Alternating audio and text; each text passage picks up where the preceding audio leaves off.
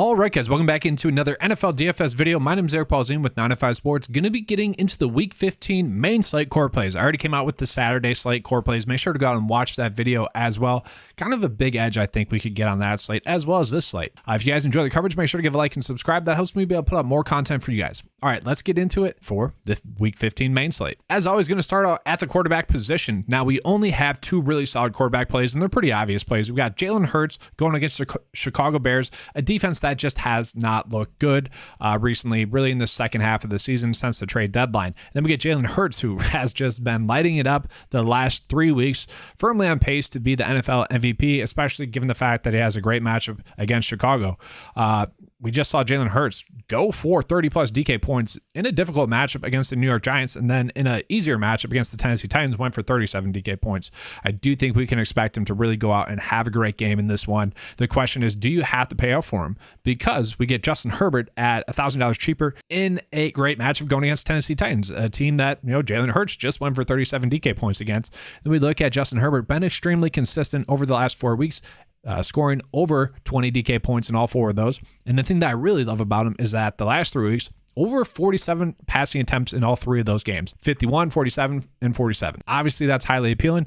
And then tack on the fact that all of his passing weapons are finally healthy and active. That is huge. You got Eckler, Everett, Allen, Palmer, and Mike Williams all ready to go. The fact that he's been able to put up 20-plus DK points the last 2 weeks with only throwing 1 touchdown is appealing to me as well. This is a game in which he should be able to throw for 300 passing yards and also have multiple TDs. It wouldn't be shocking to see him get 30 DK points in this one. So for me, it's like Jalen Hurts or Justin Herbert. Now, getting into the running back position, with the news that Rhamondre Stevenson got injured and is most likely going to sit, that does make the running back position much more difficult. Okay, if you guys watched the first look build, you knew I was going to be on Stevenson and also Connor. It was going to be as simple as that because they're just going to be playing in 90% of the snaps, have a nice, safe, high floor, and we would love that. So if Stevenson is healthy and active, sure, we can go ahead and play him still. I think that'd be great. If Stevenson sits, however, that does make the slate a little bit more difficult. Like Damian Harris, I would fully imagine that he would be the running back that they turn to, and he could get used in the passing game a little bit as well. Like if he can play in 80% of the snaps going against the Las Vegas Raiders at 5.8, that would be highly appealing to me. That'd be a player that I would want to go out of my way to play. But if he sits, then we're looking at a big question mark. Is it going to be Perry Strong, who obviously looked really good last week? It certainly could be. And like he'd be someone that I think we would want to play, especially at that minimum price point. Obviously, DraftKings couldn't price adjust to that because the salaries already come out. Like he would be someone I think we're going out of our way to play, but also Kevin Harris, more of a bruiser. He looked good as well. I think it would be Strong that we would prioritize, but that is just a situation that we have to wait for the injury news on. So let's talk about James Conner. Played in 90% of the snaps. He was an easy play on that slate against New England, even in that difficult matchup. Okay. Just because it was simple, like playing in over 90% of the snaps, going to get some targets, going to get over 20 opportunities. You just can't pass up on players like that. And I can't pass up on him this week, especially on this slate where there's a lack of quality of great plays at the running back position. James Conner at 6.9 is just kind of an obvious play. Thought that would happen, with the first build video, if you watch that. It did happen. Going to be a great play. Someone I'm playing. Then from there, like Derrick Henry going against the Chargers. Obviously this is a great matchup. One of the best matchups on the slate. We can get a stud running back that's going to be playing 20 or going to be getting 20 plus opportunities. That's going to be highly appealing to me. At 8K, that's not priced up like too high to the point where you have to worry about it. And also, like, can the Titans keep it close against the Chargers? I think so. Like, the defense is not that good. Tennessee should be able to go out and score.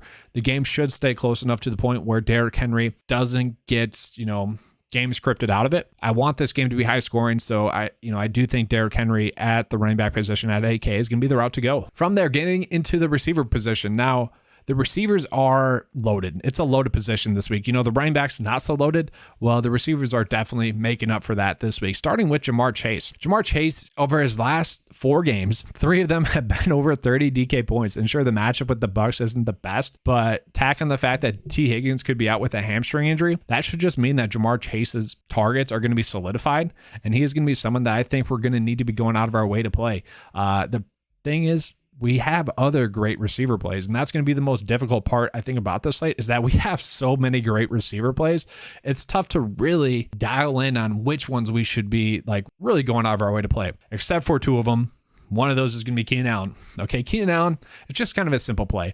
My process the last 2 years playing DFS has been simple. Is Keenan Allen on the slate? Yes. All right, he's in my build. It's pretty much as simple as that. We've seen the last 2 weeks where he's been able to play a full allotment of snaps, got 14 targets in both of those games, scored over 20 DK points in both of those games. Obviously, if we like Justin Herbert, we love Keenan Allen then, especially at this cheap price point. That's the thing with Keenan. He is never like priced properly. It seems like it always seems like they take too long to price him properly. So let's take advantage of that. Cheap price point, going to be on the field a lot, going to get a lot of targets. And then Garrett Wilson as well. Garrett Wilson at 6K is highly appealing to me as well. He played in over 90% of the snaps last week. And the thing that impressed me is that he was able to go out and score 13.8 DK points and 17.9 DK points against the Buffalo Bills defense, which has been pretty solid. And then we also have seen him really take advantage of those easier matchups against Minnesota and against Chicago. Now he gets an easy matchup against Detroit. I fully expect him to be able to hit 2x at 6K. Okay. Can he go for 3x, 4x? I think that's certainly within the realm of possibilities as well. Garrett Wilson is going to be a very strong price point play, but he's not the only Jets receiver that's going to be a good price point play. Corey Davis most likely going to sit in this one. That would mean Elijah Moore going to play in about 80 to 90% of the snaps as well. We saw him have a good game last week, 10 targets, 6 receptions, 12 DK points. Okay, he's going to be a very interesting play, maybe more of a value / sleepers play video type of play. And so is Denzel Mims. Like Denzel Mims probably going to play in 70% of the snaps. He got 5 targets, scored 6.5 DK points last week. Like that's going to be intriguing as well. The Jets receivers and that game is going to be a game in which we can stack pretty easily. But I gotta say, guys, Nelson Agholor, going to be tough to pass up on. If you guys watch my other videos, my recent videos, you know that, Nelson Agholor, just kind of an easy plug and play, especially on that showdown slate with Jacoby Myers out. And I do expect Jacoby Myers to sit. If Jacoby Myers plays, Jacoby Myers is going to be a strong play at his price point. But if he sits, Nelson Agholor is firmly going to be the player that you want to be on. Played in over 90% of the snaps last week, saw 10 targets, had 8.2 DK points. When Jacoby Myers has been out, Nelson Agholor has been the receiver number 1. And especially given the fact that Rhamondre Stevenson could sit in this one, that means a lot of those short passing targets have to go somewhere else. And they're probably not going to go to Damian Harris if he's active. It's probably going to go to some of the receivers more. That would mean Nelson Agholor just would increase his floor a little bit more. Jacoby Myers out. Nelson Agholor playing 90% of the snaps, probably going to get 7+ targets. Would be very tough to pass up on him at that price point. At the same time, guys, we have a ton of great receiver value that I'll touch on in the value and sleeper play video that I put out after this one, because there's so many. Like you could definitely make a pivot to them. I already touched on a couple of the Jets receivers that are going to be great plays as well. Tight end wise, there's 2 that I really like. The first one's going to be Dalton Schultz, and probably going to be the one player that I want to go out of my way to play the most. Just going to be on the field a ton, 95% of the snaps. And what I like to do at tight end is I want to be chasing the tight ends that's going to be on the field a lot. That's not too high priced. That's going to give me at least 5 DK points. That is certainly Dalton Schultz here, okay? He has the upside to go for 20 DK points as well. This matchup with the Jacksonville Jaguars is one of the better tight end matchups on the slate as well. 4.4, cheap price point for a guy that's playing 90% of the snaps, and also with Dak Prescott back, I feel like that does both increase his floor and his ceiling. Dak Prescott likes throwing Dalton Schultz the ball, and so at this price point, he's firmly going to be someone I'm trying to play. Now, there is Greg Dulcich, who's still going to be a strong price point play in the best tight end matchup on the slate. We just saw Hunter Henry go for 10+ DK points against Arizona Cardinals while playing 75% of the snaps. Well, that's what Greg Dulcich got last week as well. He did what we wanted him to do last week, scored 7.2 DK points at his price point. We would take that. He's probably going to be a little bit lower owned this week because people might have wanted more out of him. And also get the fact that we got Chig here, who at 3.1, I think people are going to be going out of their way to play because, well, he has looked good. 6 targets last week, 18.5 DK points, 10.8 DK points the week before that. Like, he's going to be a good play as well, but I am prioritizing Dalton Schultz over them. And then looking at defense, guys, just simply put, I think you're either playing the Falcons defense if you have a little bit of salary left over, or you're going to be playing the Tennessee Titans or the Houston Texans. Sorry, not the Tennessee Titans. The Texans haven't went negative thus far this season, and even if they go like -1, -2, that's not going to hurt you too much.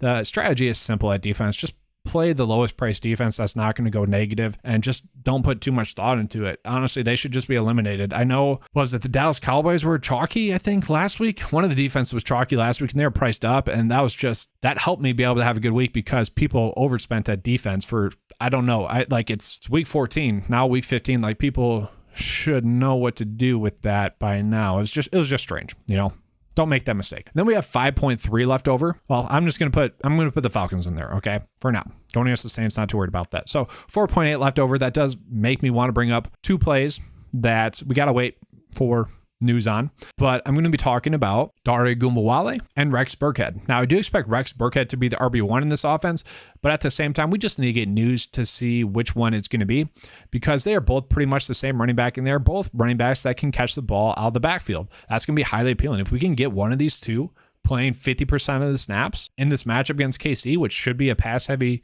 matchup, they should be able to like nickel and dime their way to a significant value, like 10, 12 DK points on the Houston RB1. No, we could easily see that happen. Now, I will say if Jeff Driscoll is named the starting quarterback once again, like if he plays a significant amount of snaps, then they're less appealing, because obviously there's going to be more design runs, less quick dump offs, check downs to the running backs. But that's all stuff we got to wait on injury news for. For now, I'm going to put Rex Burkhead in there, knowing that it could change. Heck, we could go to one of the New England running backs if we need to. But that's all I have for you guys for this Core Plays video. Just a reminder, the Saturday Core Plays video is out there for you guys. Make sure to check that out.